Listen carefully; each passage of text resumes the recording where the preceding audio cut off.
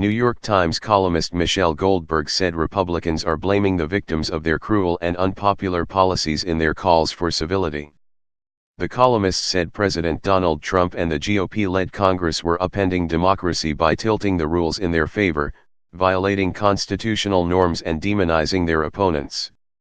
Donald Trump eked out his minority victory with help from a hostile foreign power, Goldberg wrote. He has ruled exclusively for his vengeful supporters, who love the way he terrifies, outrages, and humiliates their fellow citizens.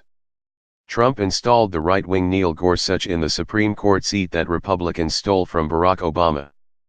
Gorsuch has furthered conservative efforts to rig the system in their favor, and many Americans feel angry and frustrated as they're shut out of the debate.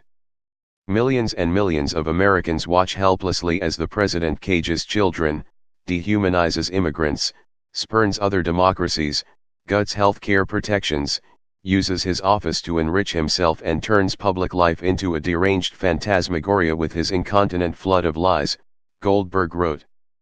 Trump and his allies were exploiting a media environment that favors equivalency even when it's false over factual analysis. The civility police might point out that many conservatives hated Obama just as much, but that only demonstrates the limits of content-neutral analysis, Goldberg said.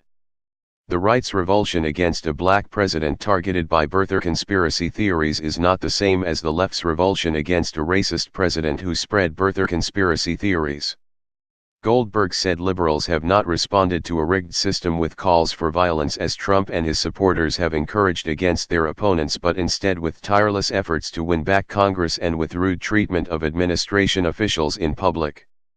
Treating members of Donald Trump's administration as ordinary public officials rather than pariahs does more to normalize bigotry than exercising alongside a white separatist, she said. That sort of treatment was the least Trump administration officials should expect from the public they serve. As long as our rulers wage war on cosmopolitan culture, they shouldn't feel entitled to its fruits, Goldberg wrote.